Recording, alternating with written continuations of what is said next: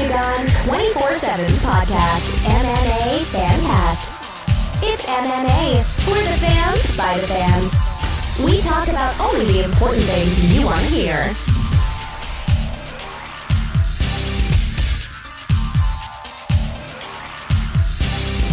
Hey, this is Mike Goldberg, the voice of Bellator MMA on Spike. Join us right now for MMA Fancast.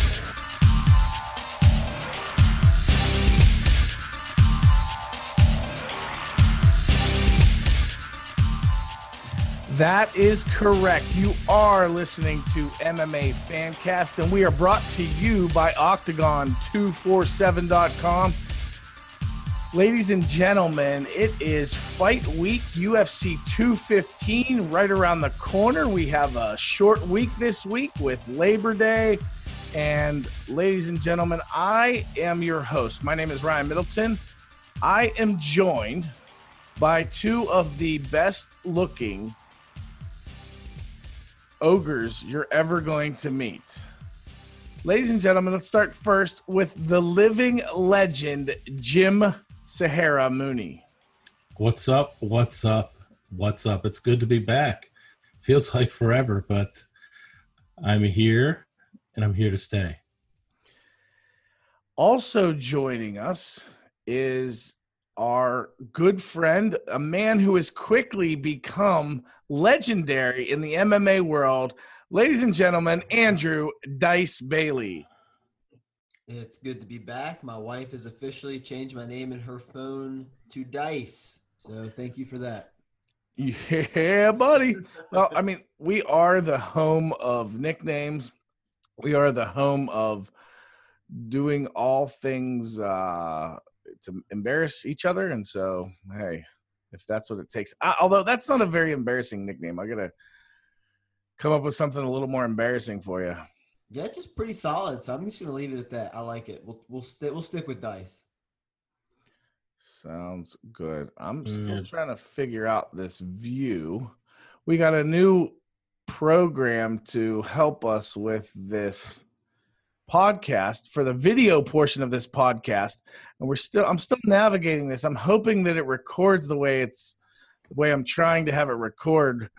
Hopefully, we don't get finished with this and have Jim's face on the screen the entire time, because that would be just about the worst. That would be pleasant. That would be devastating, and yeah. Anyway, my fan mail says different. Yeah, who you got your kids on a fan mail now? No, they're not allowed. Before we get into breaking down the UFC 215 card, there's a couple other little tidbits I wanted to talk to you guys about. The UFC Mayweather-McGregor fight was obviously streamed via Showtime, pay-per-view, was streamed online with Showtime and all of theirs, and it was also streamed online with UFC.tv. And there were some issues there. Jim, you experienced that firsthand. I did, and I thought for sure that I was going to be calling you up and telling you to set up a Skype session and just set your phone down so that I could watch it through your phone. But it took a while for the streaming to kick in on my side. I had purchased the event through Fight Pass, UFC.tv, and I had logged in early, and it just kept saying that I forget exactly what it was, but something about heavy traffic, couldn't be logged in at this time. And I was like, okay, well, by my time I was still watching the prelim stuff going on that was free, and I still wasn't able to get in. I kept trying as the fights were going on, and then we got to when it was time for the main event, and I still couldn't get in. And you mean when it was time for the main portion of the pay-per-view? Yeah. For the pay-per-view to start, not the main event. Correct. And I kept getting that same message. And then I tried going through a browser instead of, because I was going to stream through my Xbox, and I'd never had issues with it before. 5 minutes goes by, 10 minutes, 15 minutes, and then I start panicking. And that's when I was thinking, this can't be just me, because I had powered down my modem. I did a restart of everything, and finally I checked the internet out there, and sure enough, it was going on all over the place. People were not able to get in. The server was down, and I had found out that both McGregor and Mayweather knew that this was happening, and they were delaying because of that to make sure that everybody could. Jim Sahara Mooney was able to tune in. Yeah, McGregor had texted me and said, let me know when you're in, bud. And so I did, and I think that's what caused him to forget his cup and his mouthpiece. And he was worried about me viewing. See, that's the weird thing is, I mean, he keeps his friends close and his enemies even closer, apparently. But the funny thing is, Andrew and I didn't order via UFC TV because McGregor sent us tickets because he likes us. He didn't send you plane tickets, though. We were there live, so don't worry about that. Mm-hmm. So, as a result of that, the UFC made the determination that, hey, our streaming service provider is not doing their job, and New Lion is now no longer a UFC streaming service provider. They have been replaced by FITE TV, new UFC service provider. So that'll start actually this weekend with the card we're going to be talking about today. Hopefully all goes well. There's always, it's always scary with a transition. I mean, I think looking at UFC 216, there's not much worry, but with this being their first one, there could be a couple hiccups. Yeah, for sure. And I think they're using, it kind of works out well. This card isn't 214. It's nothing. It's not 217. It's not overly loaded. It's not the GSP card. It's still an important pay-per-view, but as far as pay-per-views go, I think this is a good test run for the new streaming service. Are you playing with your audio? Yeah, what just happened? That was weird. Now it's starting to shift over to the speaker, but before it wasn't on my screen. Hopefully we're trying to, just like the UFC and providing a new streaming service, we have a new service to take care of our video podcast so you can see all of our ugly faces. So we're trying to upgrade our stuff too and work through those kinks. Way to pick it up there, guys. What he said, I totally disagree with, but go ahead. The next thing I kind of wanted to see what you guys thought about this. It has to do with Jose Aldo, and don't call me Jose. And he has basically discredited Conor McGregor for his, the fight with Mayweather, and he's really said, I don't think that was any kind of good thing or moral victory or anything like that. And I'm not all for moral victories. All I'm saying is everyone ended up a winner. McGregor looked good. Mayweather got a finish. Everyone wins. And Aldo's quick to shoot that down. Your guys' reaction? Complete sour grapes. He's just such a sore loser. Get over it. I remember 3 years ago when we used to take Jose Aldo seriously. He was a great champion, but ever since he got knocked out in 13 seconds, he's just become a joke, insulting people on Twitter and just trying to cling to relevance, it appears like, with Conor's coattails. And it's just annoying, and it's not a good look for him. Agreed. It's just all sour grapes at this point.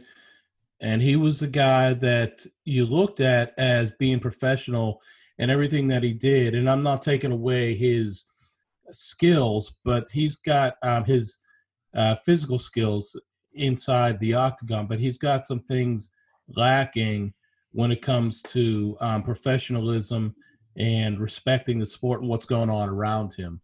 And I didn't think that that his reaction to the McGregor fight right from the start was where it should have been. But we saw that with a lot of other fighters.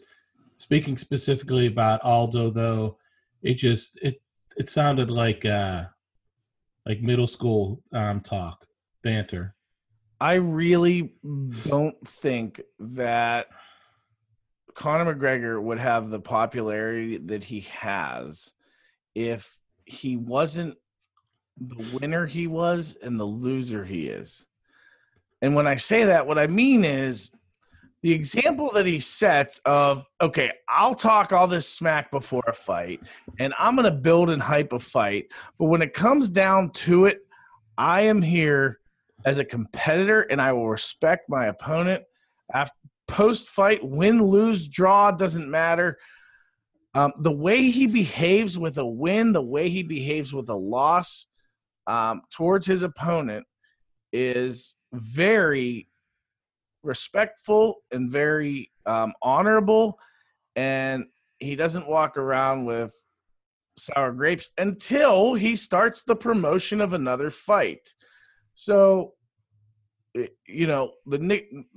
Nate Diaz thing, they've kind of jawed back and forth since then. Nate's pretty much started that, but that's a fight that's going to happen again. So he'll entertain that, but when he wins or loses a fight, he gives credit to his opponent. He's very respectful, and that's where Jose Aldo, everything Conor McGregor does, he just discredits and just acts like he's not a good fighter and he's a chump and all this stuff. It just doesn't look good. It does not look good. It rubs me very badly. And someone's got to tell him that. You would think his trainer, someone would step in and just try to help him save face. But he's just so convinced that trying to play this villain. And I don't understand why, because it just comes from the place it comes from is so wrong. Like you said, it's not out for debate anymore whether Conor McGregor is a good fighter or he's just all hype. He's answered that question. We know he is a good fighter. And just taking little shots like this is not getting him any closer to another fight. I mean, I don't think it's ever going to happen anyway. But I just don't understand that. Aldo's solely known at this point for just insulting McGregor, and he's just forever linking his legacy to that one moment instead of moving forward with his career. Yeah, agreed. I don't think the one thing, though, that is not going to happen, in my opinion, is that he's going to get some coaching on the situation. I don't think anybody in his camp is going to say, hey, you need to step up to the plate and change your tune when it comes to your losses. But it's granted, this is a guy that went, a long time between losses, and then all of a sudden he finds himself, in 3 fights with 2 losses. And his camp is not going to coach him to do the right thing. Dana doesn't care because he sees it as, good for the UFC when you have fighters hating on each other. It adds to the buildup for anytime they step into the octagon together. So I see Aldo as continuing to carry on the crybaby, poor me show, and nobody's gonna help him with it. I don't think he's gonna learn. Someone's got to let him know that it tarnishes his legacy. It really does. And it makes me view him as differently than I always viewed him as a champion. And now I look at him, and when he says these things, and he looks like a guy with, sour grapes, it just doesn't it doesn't look good. It doesn't feel good, and that's what that is. I don't know. Andrew, you mentioned something about him playing the villain or wanting to play it. I don't think he's trying to do anything. I don't think he's trying to do that. I don't think there's any conscious effort to like be the bad guy. If he was, I would applaud that. That would be a good strategy because it would make people care about him. Now we're just kind of saying, dude, get over it. And it's not a good – be the villain. That's fine.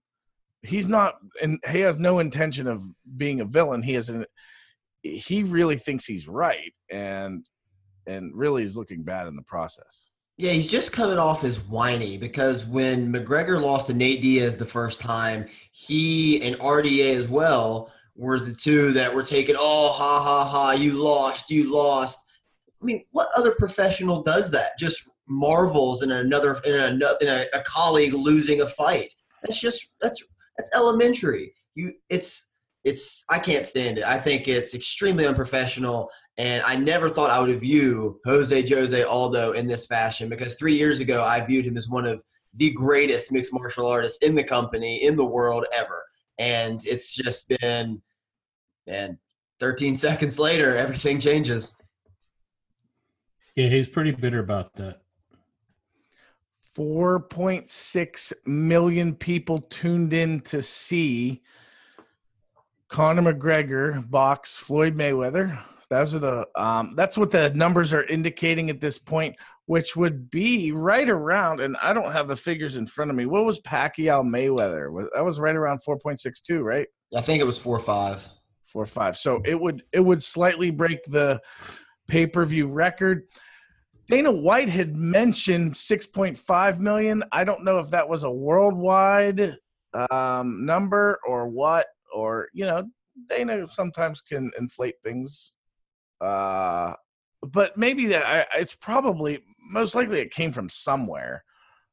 So I'm going to guess that he was talking about a worldwide pay-per-view, which, even 4.6 million is pretty much unbelievable.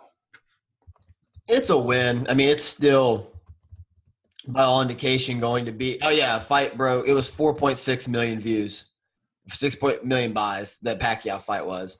But this fight is still, headed towards being the single biggest pay-per-view of all time, and that's what they wanted. They got the UFC's name part of that with Conor McGregor, and Dana White does tend to get a little, I was supposed to say, excited and inflate the numbers possibly, and it's not a bad thing.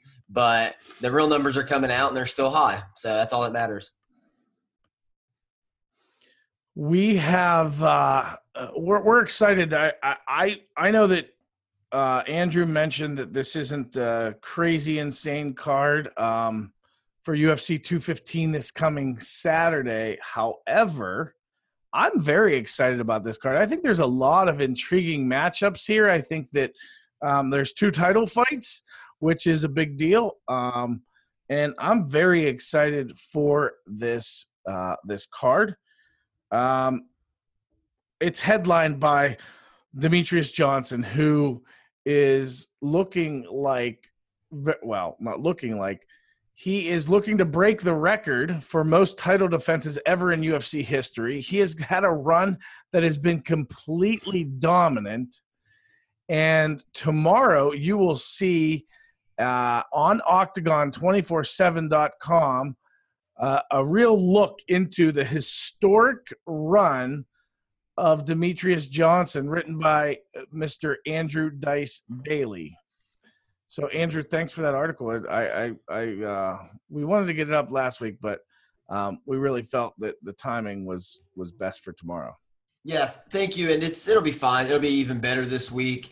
And I just hope readers can really appreciate just how dominant he truly has been and just look at his numbers compared to other greats. So take a look at that at Octagon247.com. He's really took a look at how underappreciated the pound-for-pound king. And as a matter of fact, he's so unappreciated that John Jones comes back and wins one fight and was now ranked as the number 1 pound-for-pound fighter over Demetrious Johnson in the official UFC rankings. Well, if we take away all the outside stuff, I think that's that's a fair assessment. And it's not taking anything away from Mighty Mouse. That's just how it is. There is no denying what Bones can do in the ring. Same thing with DJ, but I didn't think it was a slight, and I'm not sure that that he would see it that way. Maybe he does, but I would see it that way. I agree. I don't know. I think if he, but whether he's been off for a year or a month, I don't see. If we're looking at the rankings, we're talking about who they're considering to be pound for pound the best fighter, and I agree with the rankings. Does it seem unfair? Maybe, but as far as what we see in the ring, it didn't look like Jones had really lost anything. So, well, I mean, when you take a look at Demetrious Johnson and his wins against a division that's stacked, and he's dominated that division, and these are guys that are athletes, and their skill level far exceeds the light heavyweight division. I mean, just their movement and their timing and their speed, their accuracy at the lower weight levels, I would argue are far, far greater than those, because essentially what I see is outside of John Jones. John Jones is an athlete and could play other sports and could do other things. But when you look at the 125-pound division, the 135-pound division, 140, those lower weight classes, what are the best athletes that weigh those weights doing? They aren't playing professional football. They aren't playing professional baseball, hockey. They aren't playing basketball. They aren't playing any of the major sports in the U.S. They're too small for all of those. So the best athletes at 125 pounds are in the UFC. The best athletes that pursued, wrestling or some type of martial arts are in the UFC. So I think that's why the competition and just watching a fight, like I love the bigger guys, but watching the bigger guys isn't the same as watching the little guys. The little guys aren't as exciting because they don't knock each other out as much and stuff like that. But when you look at a skill level, those little guys are so much quicker and they move a lot differently and they give different looks, and they have they don't have that one punch knockout power, but they have a lot. The talent level seems to me to be far greater than the upper divisions, who yes. I even like watching more anyway. Yeah, especially the flyweights are so technical in every little detail. That's what makes Mighty Mouse even more impressive. It's just if you take his skill and put it in a 185er, it is going to crush anybody that we've ever seen. He has no flaws in his game. Like, there's nowhere you can fight him where you're going to have an advantage. And it's honestly remarkable. And I think with Jones, like, you could say, it's hard to find an advantage. But I think as we watch the DC fight, he's got a little vulnerable on the feet, especially in close range boxing, in the pocket. I think he fights a little green. But with Mighty Mouse, whether it's at range, inside, in the clinch, on the ground, there's nobody better. So, all right, let's take a look at some of the fights on this card. Primarily the main card I want to look at, but there is also one fight outside of the main card that I think is an important fight and a very intriguing matchup, and that's Sara McMann versus Ketlen Vieira. That will be the last prelim fight that will lead into the pay-per-view. And Sara McMann, she obviously has had a couple setbacks. She lost to Ronda Rousey back in February of 2014. That was a big fight. It was kind of quick, and that was when Rousey was this mystique, and I think all of that changes once they lose that. I don't know that fight would end up the same way.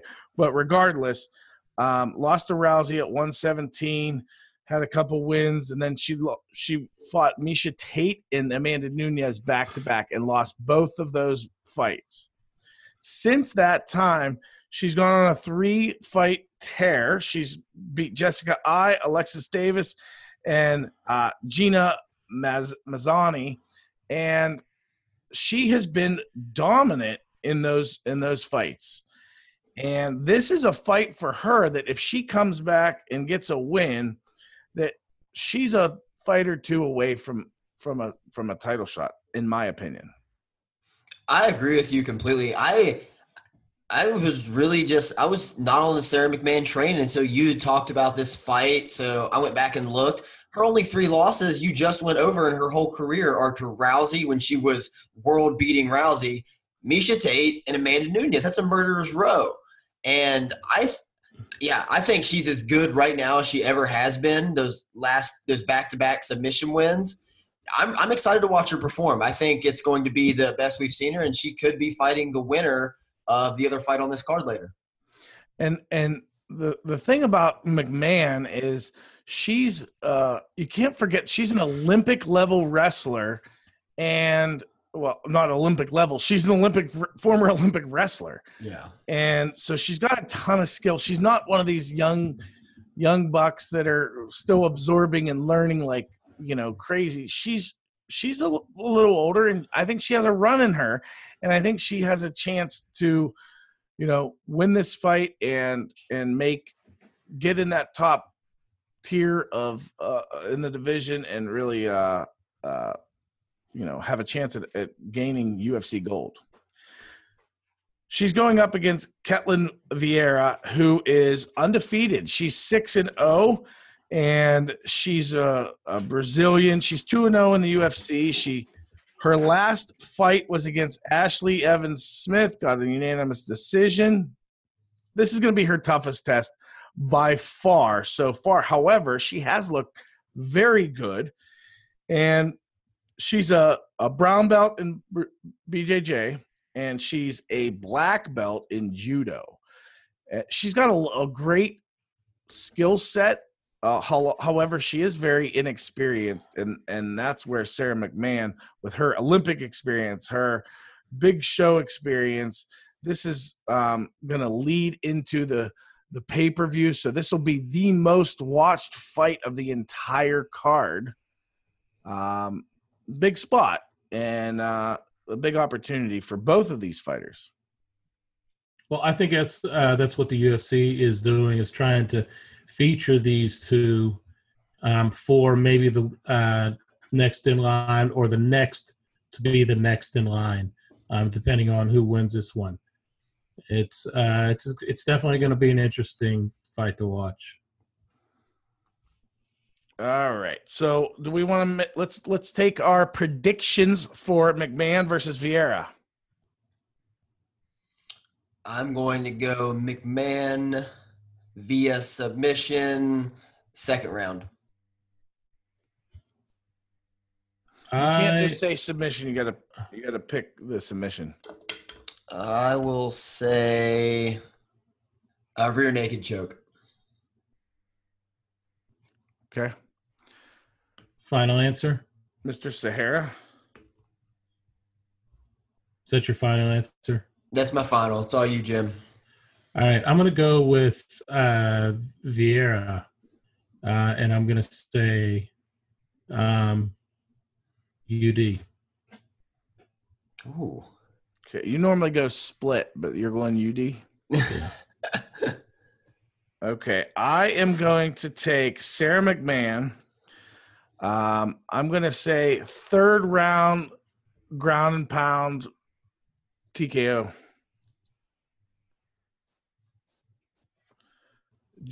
Andrew, you got those picks down? I got them. All right. Third round for McMann. All right. Moving on, we go to the pay-per-view card, and we have a fight with two guys that have a tremendous amount of talent, but however have found wins in the UFC lately to be very hard to come by. One of them will continue to find it very hard to come by, and one of them will get the notch. Guys, we have Jeremy Little Heathen Stevens versus El Nino Gilbert Melendez. What do you guys think? Good, Dice. I think we talked about this fight a little bit last week, Ryan, and I'm all aboard the Gilbert Melendez train again. I'm all back on it, and the little heathen, not a big fan of. He comes in a little reckless, and I think it's going to be a great fight to watch. I think it's going to be a super entertaining fight. I'm glad this is the lead into the main card because I think they're just going to come in there and they're going to trade. And I think it's going to be really entertaining, and it's going to be a fun fight of guys that have been around forever. And it's still unbelievable. Jeremy Stevens is only 31. He's probably 90 in fight years. But I think it's going to be a great fight, and it's going to be entertaining. So everybody wins. Mr. Sahara. I'm going with Melendez also, and Andrew brought up a good point that Stevens seems to be reckless at times, and I think that's what gets him in trouble, that he loses focus, and maybe that he sees that as part of his game plan, but looking from the outside in, it seems to be reckless. And I've been a fan of Melendez for a long time. I'd like to see him come out on top, and that's what I'm calling. I'm going with split decision for Melendez. There you go with your split decision. I'm split on that though. The other half of you thinks it's going to be unanimous. Yeah. Andrew, did you give an actual prediction? I did not. I'm going to go with Gilbert Melendez via. Oh, I want to say something exciting. I really do, but I'm going to go unanimous decision. Okay. I like it. So just sink these numbers into your heads, guys. Jeremy Stevens, we'll start with Jeremy. He is 2-5 in his last 7 fights. 2-5. He has notable wins over Renan Barral, Dennis Bermudez, Darren Elkins, and his recent losses is against Moicano, Hanato Moicano, Frankie Edgar, Max Holloway, Charles Oliveira, Cub Swanson. Those are just his recent losses. So he has quite a – this is also the guy who told Conor McGregor that he was hardest – he hit the hardest in the division, and Conor McGregor said the famous line, "Who is this guy?" with an expletive in there as well. So that's Jeremy Stevens' recent UFC history. You take a look at Gilbert Melendez. Let's talk about his entire UFC history. He is 1-4 in the UFC. He has 5 UFC fights since he came to the UFC in 2013. He has won 1 of those 5. He's lost to Edson Barboza, Eddie Alvarez, Anthony Pettis, and Benson Henderson, and he has only beat Diego Sanchez. With that being said, and with Gilbert Melendez being very inactive, he used to fight when he fought for Strikeforce. He was fighting 3 times a year, 2 times a year. He has only fought once a year since he came to the UFC, with the exception of his first 2 fights. That being said, I am going against you guys and against the grain, and I am taking Jeremy Little Heathen Stevens in the second round. He's gonna daze him, and he's gonna jump on him, and he's gonna ground and pound him. TKO win, second round. All right. I I got it written down. Good to go there. Any other comments on that fight? I'm actually really excited about that fight. It's not a fight for rankings. This is a fight for like two guys that are desperate to get a win, and that can be some of the most exciting fights. These guys are going to brawl. These guys are going to go at it. And this is the perfect fight to open the pay-per-view because it'll get the fans going. It'll get the atmosphere. I would honestly be absolutely shocked if this fight wasn't talked about with very high regard as like two guys going at it. And so I'm really excited about that fight. Not for any, rankings or anything like that, but just a great fight, hopefully. All right, moving on. We have the second fight of the card for UFC 215. It's a light heavyweight battle against Ilir Latifi and Tyson Pedro.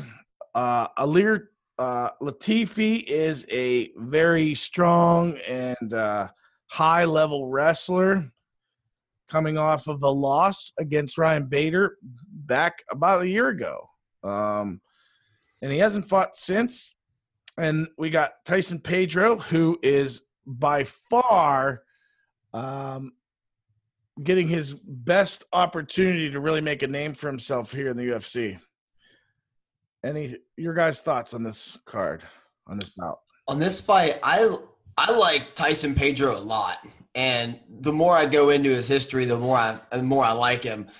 2 fights in UFC so far, both first-round finishes, 1 submission, 1 first-round knockout. 25-year-old Australian, good boxing, good jiu-jitsu, long reach at 79 inches. I'm excited to watch this fight. Light heavyweights like this are always fun because the chance of a knockout seems pretty high with both of these guys.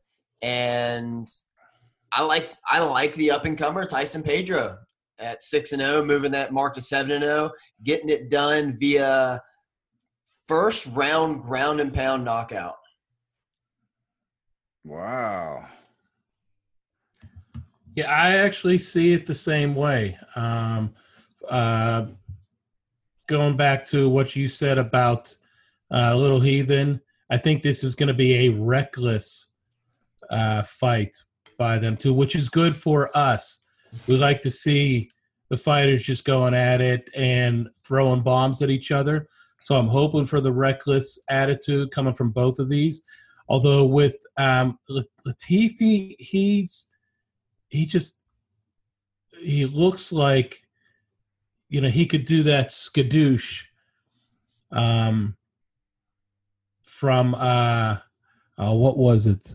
Kung Fu Panda and knock somebody out. But I see reckless between both of them, but Pedro being the one to maintain more discipline in this, and same thing with first round TKO. All right. Okay, let's take a look at the fight. We have Latifi, who was on a 3-fight win streak before he fought Ryan Bader. Ryan Bader's a top of the line guy, and has since defected to Bellator. However, that was a fairly close fight until, and I say fairly close. It was Latifi was. Bader has a lot more experience on the feet, and it was clear that Bader was the better stand-up fighter.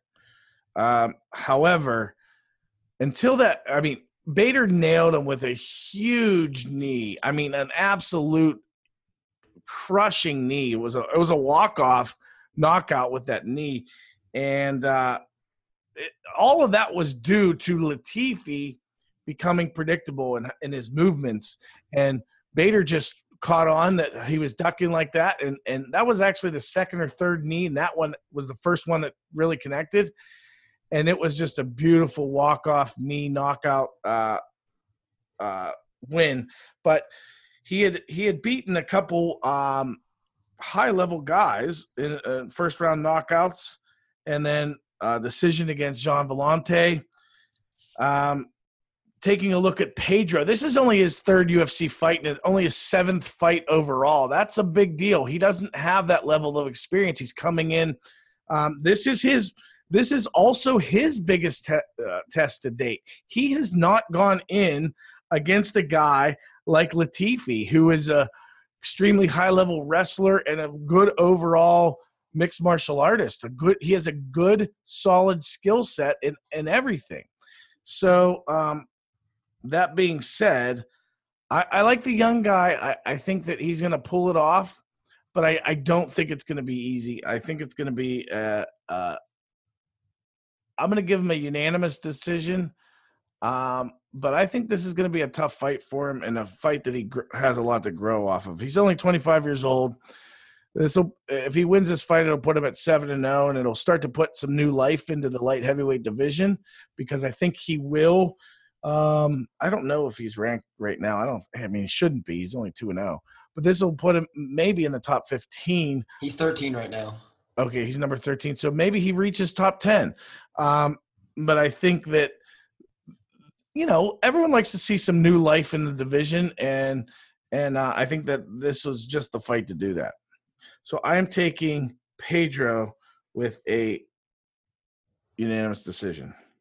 Is this the first time since we all picked DC that we all agreed on something?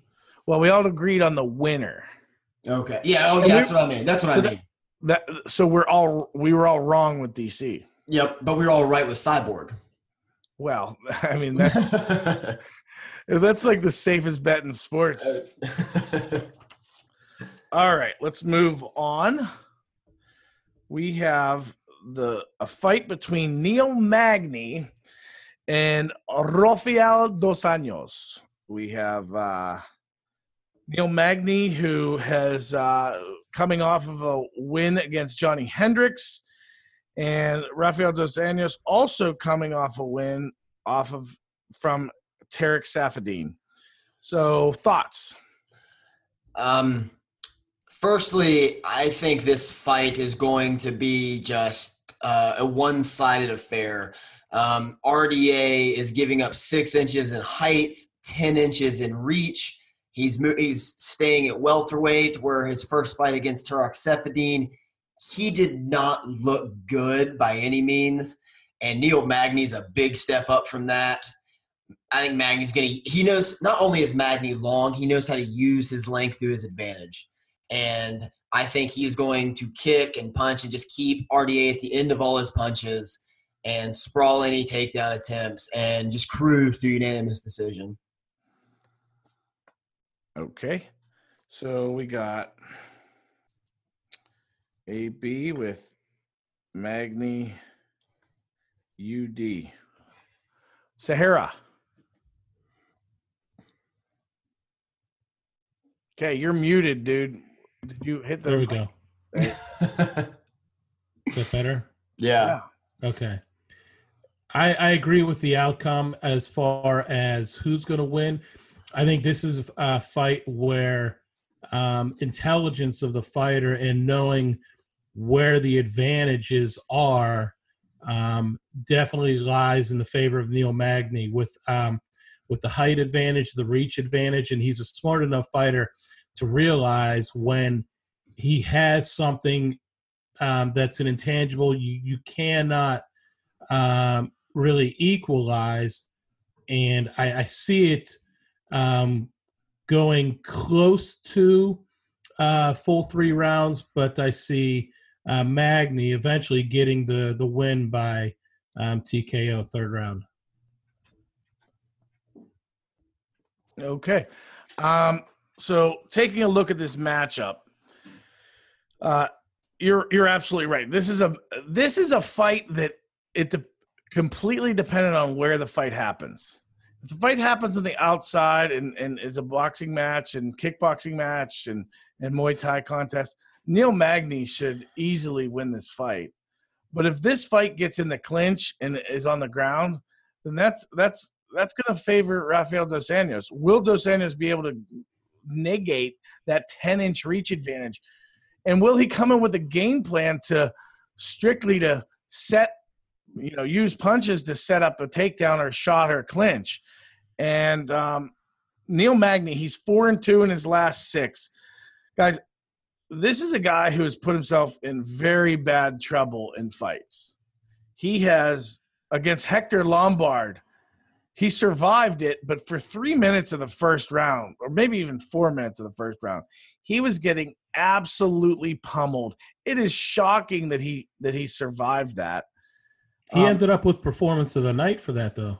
Well, he did, but he was in very, very bad shape, and he put himself in that position. I mean, Hector Lombard is an aging guy, and he was still a lot faster than Neil Magny before he gassed. So that concerns me. Against Lorenz Larkin, he just got butchered and destroyed against Lorenz Larkin. Lorenz Larkin, that's as good as Lorenz Larkin ever looked, but it was also as bad as Neil Magny's ever looked, and that's a recent fight. Johnny Hendricks, that win, I kind of, that's a unanimous decision, and I really feel with Neil Magny's skill set and where he should be compared to where he is, I think he should have ended that fight from a talent level. He's beaten Gastelum. He's beaten Eric Silva. He's 4-2 in his last 6 in the UFC and 12-4 in the UFC. All told, he has notable wins over Johnny Hendricks, Hector Lombard, Kelvin Gastelum. His recent losses, I said, are Larkin and also to Damian Maia. He is, I feel like he is extremely talented, and he puts himself in very bad situations. Sometimes he gets out of them, sometimes he doesn't, but he tends to put himself in very bad situations. Rafael dos Anjos obviously had his struggles at lightweight and has since moved up to welterweight. He's 1-0 as a welterweight with that against Tarek Safadine, obviously. That was a unanimous decision.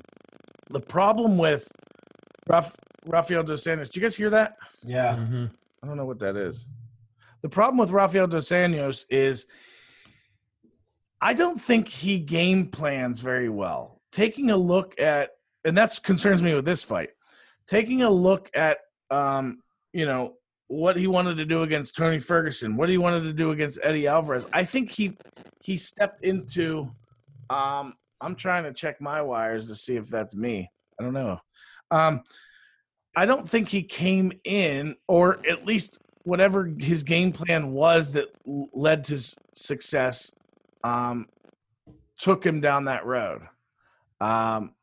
Sorry for the distraction with that noise. I don't know where that's coming from, that buzzing. Hopefully that's not on the recording and it's just us acting goofy. So with that said, I think Rafael dos Anjos absolutely, positively has the skill set to beat Neil Magny. I think if he can go in there and have the just completely go in and only use his stand-up to get the takedown, then he'll be in really good shape. But I don't necessarily think that that's what he'll end up doing, and that's where the problem lies. So I am going to take Neil Magny. I wanted to take him 3rd round TKO, but Jim already did that, so I'll take him 2nd. That's all right. You can agree with sound advice. No, I mean, I don't want to. I think this is. I would not be surprised if Dos Anjos wins this, because I don't feel like, on a talent for talent, I feel like Dos Anjos has way more talent than we give him credit for at this point. I think we've kind of dismissed his talent level because of he did lose to Eddie Alvarez and Tony Ferguson, and he lost convincingly to both. But I think his talent level is very high, very, very high, and I think he has all the tools to beat Neil Magny. I think his talent level surpasses Magny. I agree. But I don't think I think he's going to have trouble with the distance. I don't think he's going to be trying to be a one-dimensional fighter and trying to take the fight to the ground. I think guys let ego get in there and say, you know what, I can overcome this 10-inch and stay on the feet. And that's what I think I think he'll get caught up in, okay, I'm going to have to box this guy. Yeah, and I want to go back to your point where you said he really never seems like he has a strategy. And I agree. I think he goes in there and it's almost like he's just trying to wear his opponents out with volume. And he's just he relies on his cardio because his cardio is always outstanding. And I think at 170, Neil Magny's got some of the best cardio you're going to find. So that's also going to be an issue if he doesn't have a proper game plan, because you're not just going to gas out Neil Magny in 3 rounds. Agreed. Anything else, Mooney? No, that's it. Okay. Well, so okay, there's one thing. I apologize. There's one thing I did want to say, and that was with Magny's last fight. He spent a lot of time on his back with Hendricks, and now, granted, we have to take into account the Johnny Hendricks of December 2016, and who that fighter was, and we've been all over him and which Johnny Hendricks we want to see. But he did spend a lot of time on his back and ended up getting a unanimous decision. And we thought at that time, watching the fight, we thought that Hendricks actually looked much, much better, like getting back to form. So, there's something to keep in the back of your mind if it does go to the ground, that he showed recently he's got the game on his back to defend. Well, I mean, we're talking about 2 different levels of submission with Dos Anjos versus Hendricks. Hendricks is more of a ground and pound, beat you up badly from the top position, whereas I think if Dos Anjos gets Magny on his back, he's not going to be looking for ground and pound. He's going to be looking to take an arm and rip it off of him or choke him and not give it back. Correct. Well, I mean, take it home as a trophy. Yeah. Because he hasn't had a trophy in a while. Well, I mean, there's no participation trophies in the UFC. There is not. Sort of. You can get performance of the night, fight of the night. That's not a participation. That you have to earn that. Well, if you're involved in a beatdown. You don't get a fight of the night when you're beat up. That's not a good fight. That's a performance of the night. I just want to see somebody get beat up. It sounds like Bailey might be when he comes up here. I know, right? I'm just going to be the target of all of Lights Out, just all the aggression he's going to bring on me. He's going to take out all of his anger, his angst, and he's going to use that old man strength and just pummel you. It's that geriatric ability, man. I can't handle that. Dude, Mooney definitely has that old man strength. There's no question about it. To watch my back.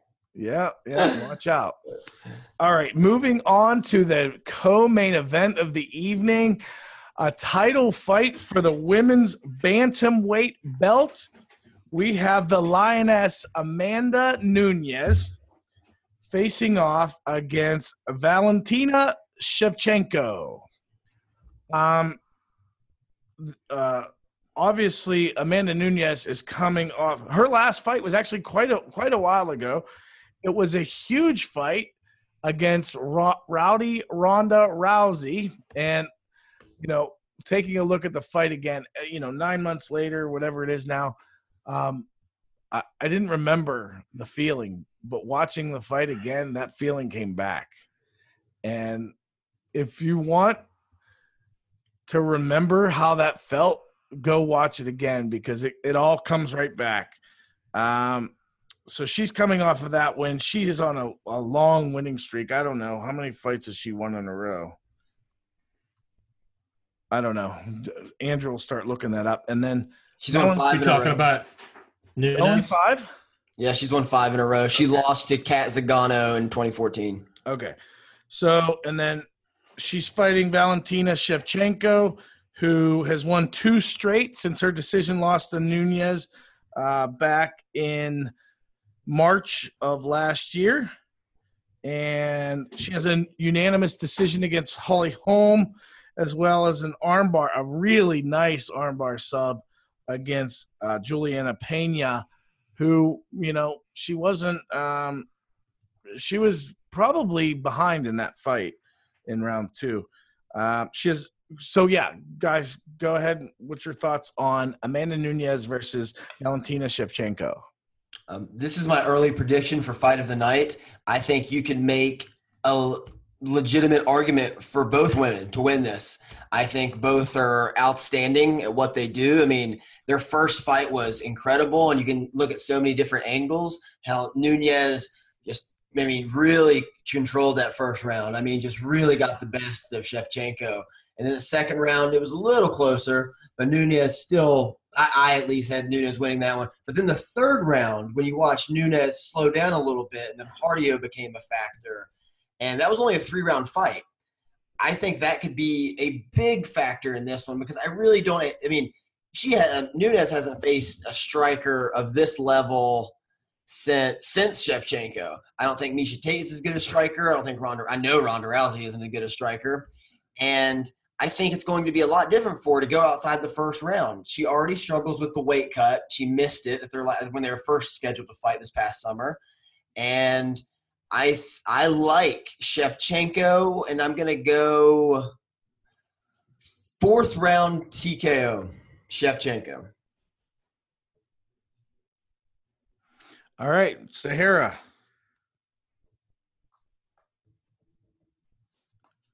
Mr. Mooney. Yes, should I speak? Well, I mean, I feel like that's a loaded question. The answer is really no, but because it's a podcast, we'll let you.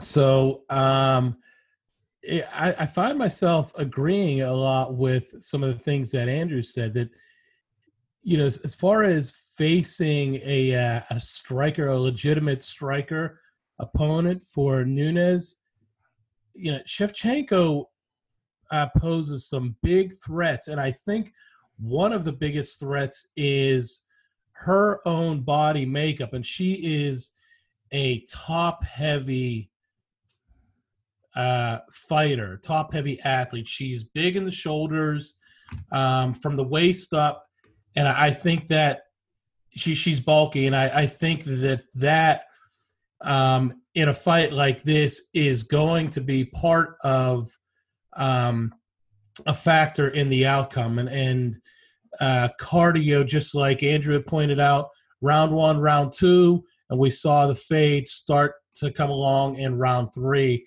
the last time these two met. And I see it going a little shorter, but basically the same thing. I'm calling for round 3.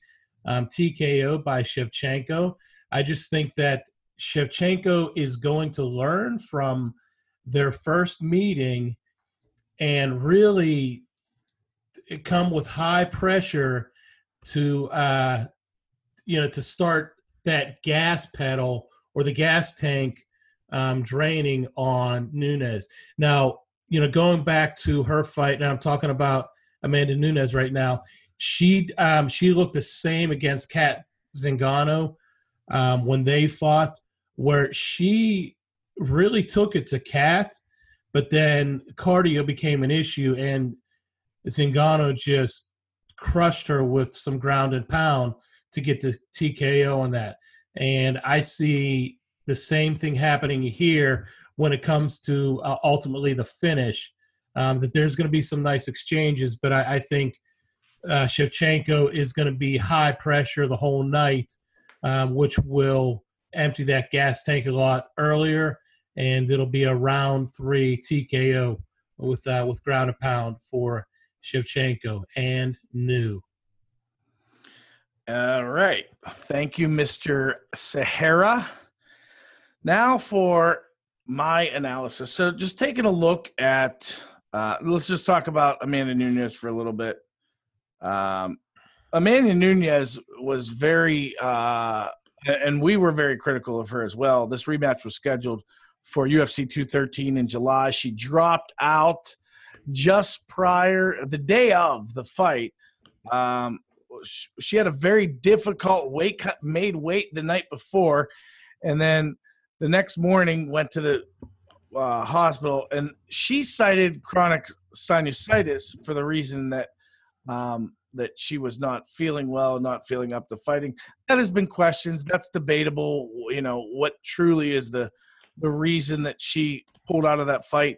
Many believe it was because of that rough weight cut, but ultimately it happened. It is what it is. Her last fight was that quick and dominating win over Ronda Rousey. Amanda Nunez is absolutely huge at this weight. For a 135er, she is immense. And so that's why she has had tough weight cut. I would suspect she walks at 155, 160. So I think that she is very large for this division. At 29 years old, I don't see her being in this division much longer. I don't think she can take the weight cut for very much longer. You know how when you hit those 30 years old and your body your metabolism starts to slow down, and I think she's going to face that, and I think that'll be I think she might have 3 or 4 more fights in this division. Valentina Shevchenko, she's won 2 straight fights since her loss to Nunez. A unanimous decision against Holm. Armbar versus Juliana Pena. That was a second round of the fight that she was, by most accounts, losing up to that point. She has some very nice takedowns that are underrated. She's very good in the clinch. She's known for her striking. I noted here she was in the clinch a lot and was losing in the clinch versus Juliana Pena. Taking a look at their first fight, that, like they said, it was a 3-round fight. So you prepare for those a little differently than you do for a 5-round fight. You don't need to reserve as much energy for later, so you can kind of let it loose earlier. And Nunez did just that. Early on, she landed some hard body kicks. She got top position several times in the first round, and with Nunez being a BJJ black belt, that's a very good position to be in, and somewhere where you can usually end a fight against someone who is not the level of jiu-jitsu that she is. She didn't end up getting that finish or even really getting any good submission attempts. In the second, Nunez got on top and had really bloodied Shevchenko up with some serious and brutal ground and pound. Shevchenko, basically her defense, she tied up when she needed to and was timely in that. And so she minimized the damage that was done on her, but she still got beat up pretty good. Nunez took her back with about a minute left and had a body lock and a neck crank and was trying to go for the submission there, could not get it, made a mistake and got reversed with about 10 to 15 seconds left in the round. And that was the first sign we had that she was gassing. Then in the third round, it was all Shevchenko. Shevchenko dominated that third round. Not 10-8 dominate, like new rules 10-8 dominate, but not old rules 10-8 dominate.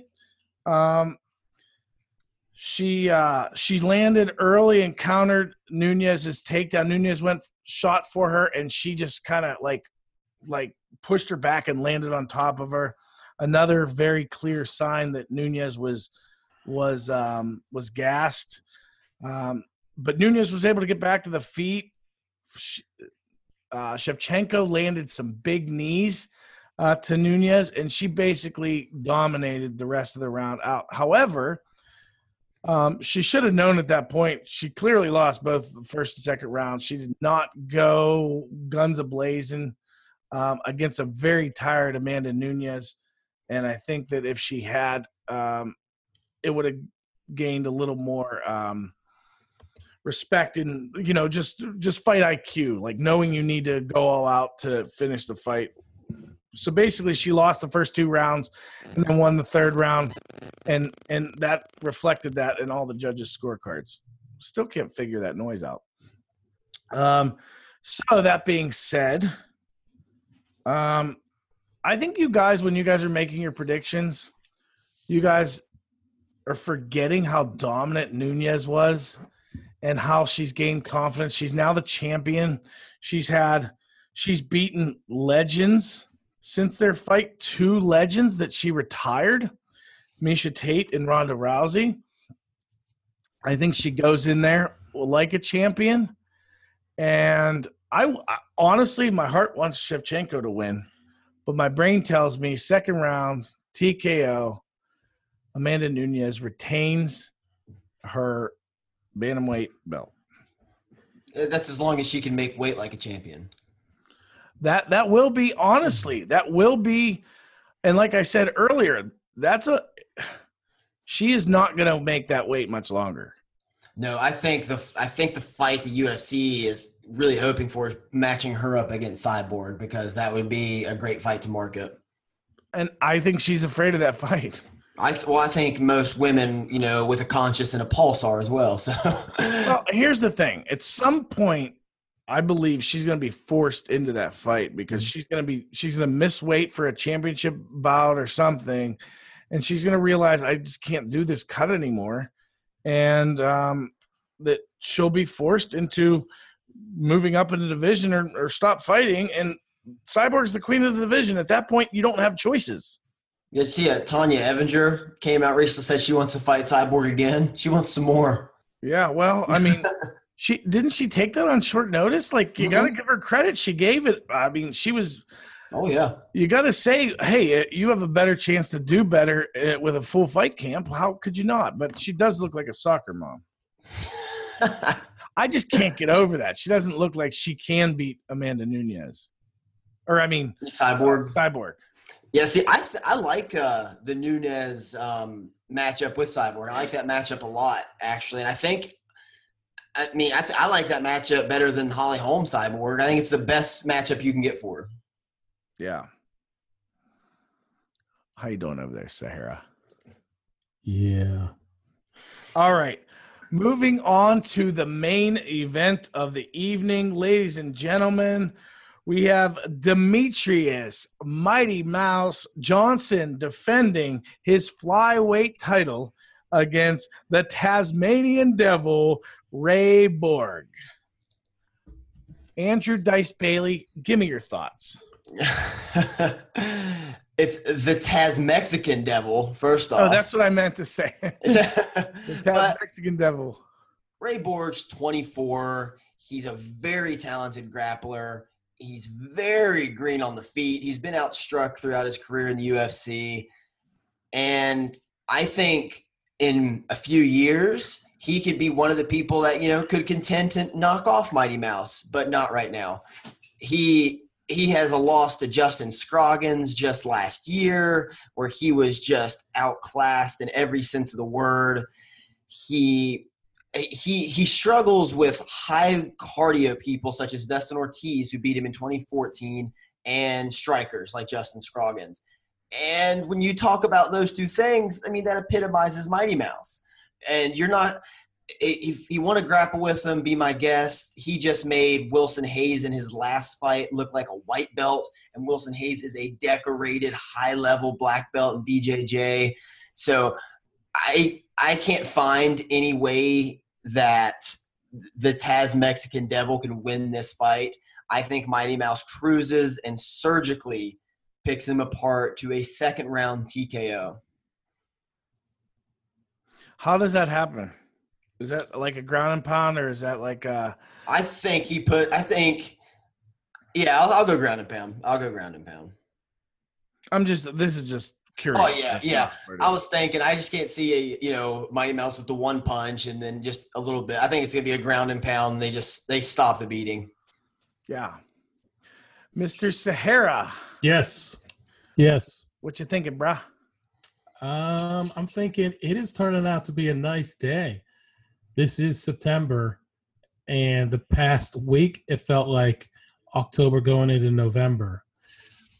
With that said, I am expecting close to lights out for Mighty Mouse in his victory. I do think he uses his striking to get the submission, and I'm going with Mighty Mouse as the winner. I'm going to say round 2. I'm leaning to round 3, but I'm going to go with round. Pardon me? How many times are you going to make me scratch out the round?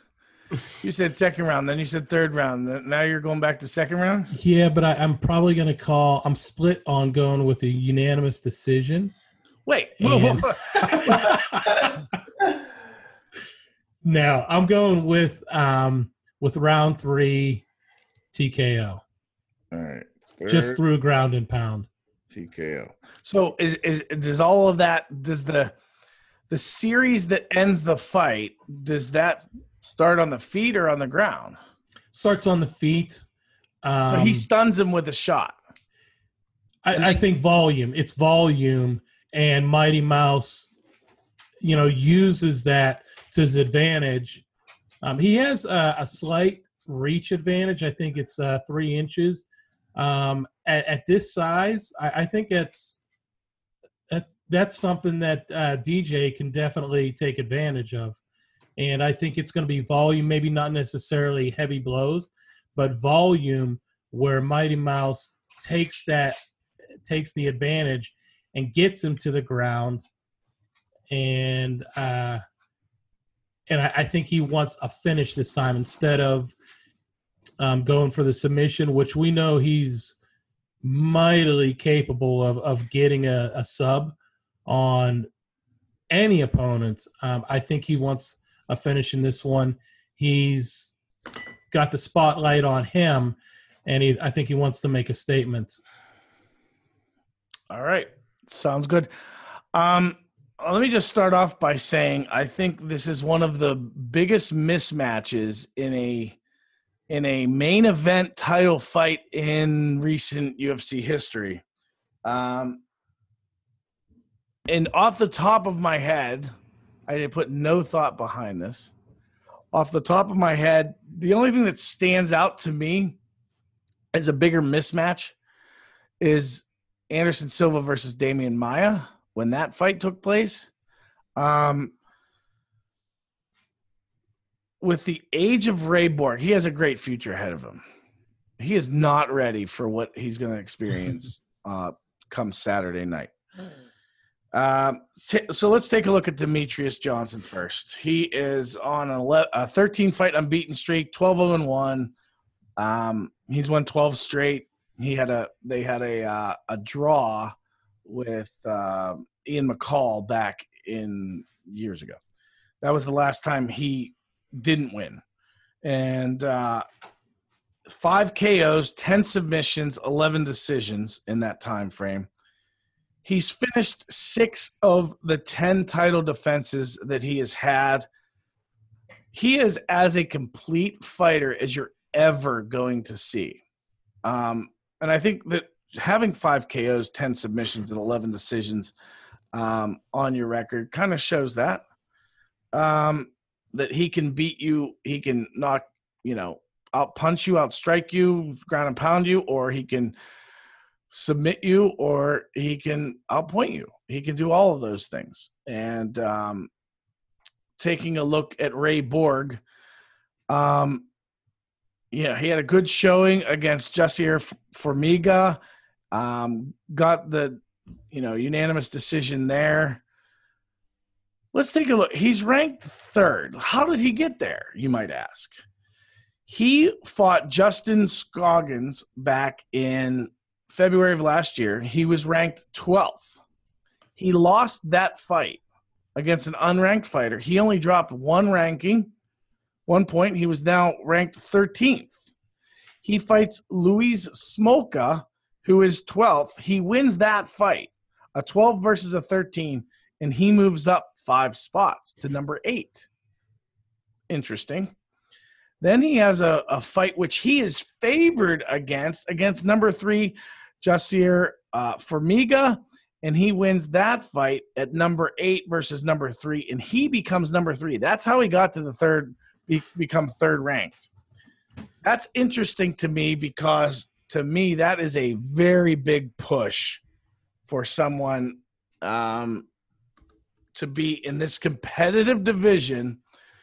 It's curious to me how a guy who has never fought or lost Demetrious Johnson jumps up like that in the rankings to make this a reasonable matchup.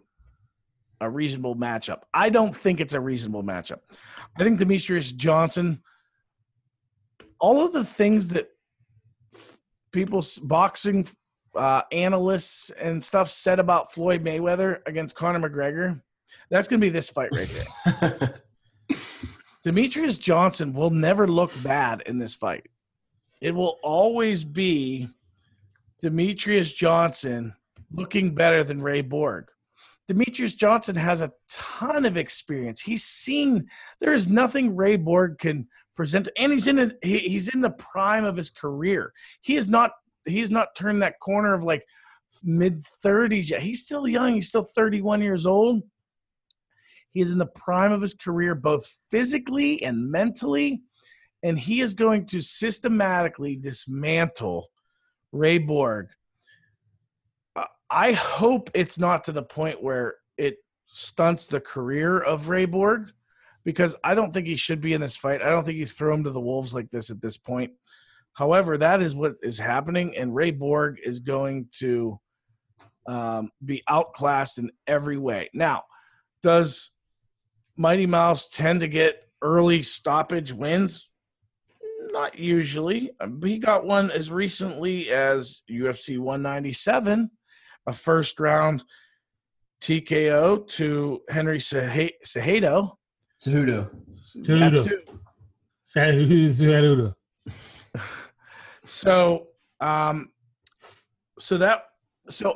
All said and done, I think that he completely outclasses him. It's never really close. From even the very beginning, it never is a point where you're like, oh, he has a chance. Doesn't happen. Demetrious Johnson shuts him down, shuts him out, and gets a however I want to win. I'm just going to go first round. I actually doubt it'll be first round, but you guys have second and third, so I'm going to say first. So I'll say first round.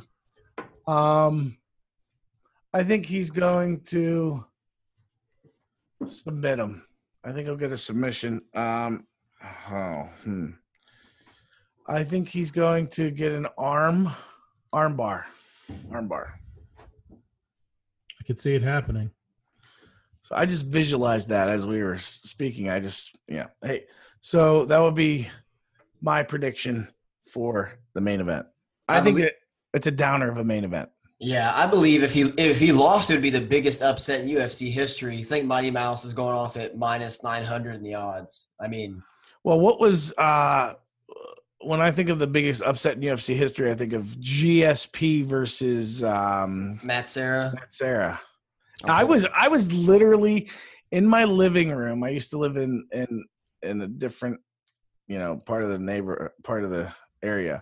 And I was in my neighborhood by myself going nuts at like whatever time it was, 1 a.m. or 12:30 or whatever it was, going nuts when I saw that knockout by Sarah.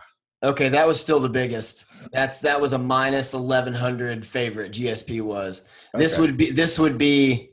I don't think this list has been updated, but it would be like about third, I believe. What was Anderson Silva against Weidman the first time they fought? I mean, not that I remember that as like I thought Weidman had a chance, but just Anderson Silva was unbeatable. That's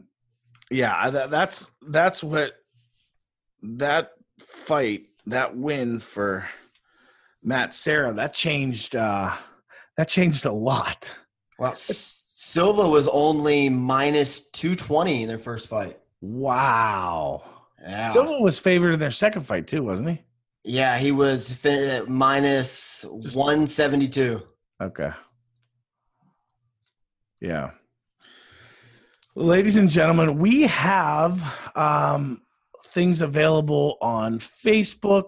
Like our Facebook page and check out and like and follow us on Instagram as well as Twitter. We also have a YouTube page, which if you are listening to this podcast right now, you can also watch this podcast on YouTube. We are Octagon 247, Octagon 24/7 on YouTube. Check us out. Like, rate, review, and subscribe us on iTunes. Subscribe to us on iTunes as well. We have some things that are happening. We're gonna be tomorrow. Next week's a big week. We'll have probably a couple podcasts for you next week with the Fight Night card in Pittsburgh the following weekend. So we will be covering that for you live with Luke Rockhold, if fighting the first time since losing his belt. He will be facing off against David Branch. Also a fight I'm really looking forward to with Mike Perry, getting to see him fight live against Thiago Alves. A very solid card. If you haven't taken a look at it, there are some very solid fights in this card, and we will be previewing that next week as well as recapping UFC 215. We look forward to you joining us for that. It'll be a very special episode, a very special week, and multiple episodes. And Andrew Dice Bailey will be in Pittsburgh for a UFC Fight Night. What is it, 115? Yeah, I think so. Yeah, UFC Fight Night 115. We'll probably be podcasting live together. I'll let Mooney back into the studio of Octagon 24/7.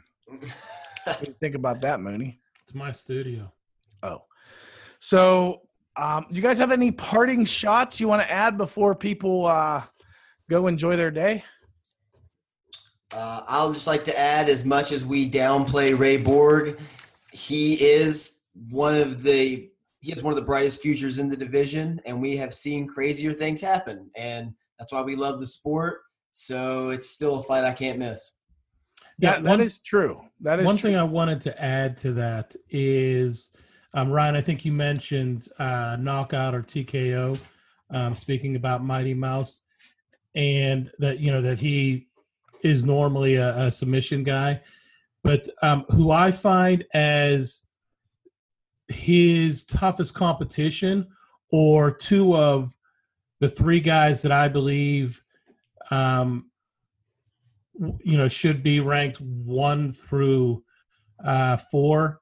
I see Joseph Benavidez and Henry Cejudo, along with John Dodson, as his toughest competition.